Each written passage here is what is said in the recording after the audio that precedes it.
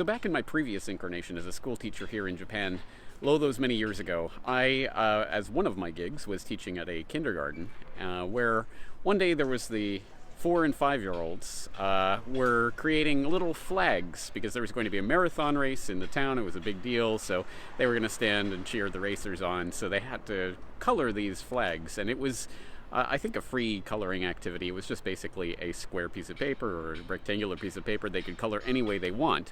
So they're coloring them like 4 and 5-year-olds would, just making random scribbles and swirls of color. But one of the little girls, obviously naturally talented and careful, was carefully coloring a very beautiful little rainbow pattern, very carefully making little sections into different colors, and it looked very nice compared to the random scribbles of the other children. And I watched as they were all doing this activity, and then I saw as the girl next to the girl that was doing the nice rainbow pattern looked over and saw how beautiful that rainbow pattern looked, and then looked at her own drawing and saw it was just a random mess of scribbles and didn't look very good at all. Even a 4 or 5-year-old can see the difference. And I could see the gears turning in this little girl's head as she saw this, and obviously was jealous and maybe somewhat ashamed of her own scribbles and how it was obviously such a better drawing. You could see that she was getting frustrated and angry about this, and then of course inevitably she takes one of her crayons and starts scribbling all over the beautiful flag that the other girl was drawing.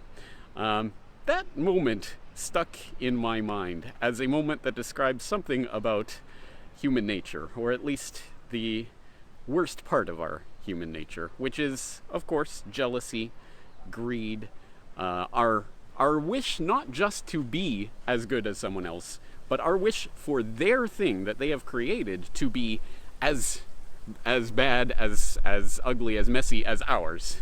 It's not just that we want to be up at someone else's higher level, we want to drag them down to our level. And that, again, I think is an important thing to understand. It's an important moment because to me, that very amply describes the way that the powers that shouldn't be, the psychopathic, disgusting criminals that have commandeered the highest levels of power in the world, not just governmental, but financial and corporate and economic in various ways, that is their mindset and mentality. It is not, of course, about creation. It is not about the creation of beautiful things. It is not about lifting people up to a higher level. It is not about aspiring to be at a higher level. It is about trying to bring everyone down. It is easier to destroy than it is to create. It is easier to be jealous and greedy and hate the other person than it is to create something beautiful of your own, or to appreciate what you have, or to appreciate someone else for the gifts that they have without being jealous and without hatred. So, unfortunately, because this is a fundamental part of human psychology, it is all too easy to play on that and to get people hating each other by inciting that moment of scribbling on the flag, as it were. And I think that's where we're at. I think it's pretty safe to say that's where we're increasingly at. As I've talked about before, I posed the question the other day and I left it open.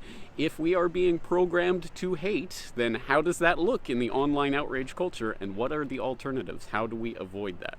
So as I record this, it is Tuesday, November 8th, 2016 in the United States. It's currently Wednesday the 9th here in Japan, and the results are still coming in, so I don't know which of the faces of the oligarchy are going to be wearing the mask for the American empire over the next 4 to 8 years, but I do know this, that whatever happens, there is going to be a divided public that hates the other half of the population. And there's going to be a lot of hatred. There's going to be a lot of people pushing those buttons of hatred, and there's going to be a lot of ugly incidents that could occur, but don't have to occur. And that's really my message for you today. The new world order that the psychopathic elite want to create is predicated upon people hating each other, hating those around them, hating those that they disagree with, with just hatred in your heart, because hatred fundamentally puts you in a place where you are reacting to what other people are doing rather than acting. It's the little girl realizing that, oh, she's doing something great, I want to destroy it, rather than focusing on what you yourself are doing, what you can do to better them, what you can even do to appreciate what other people are doing rather than destroying it.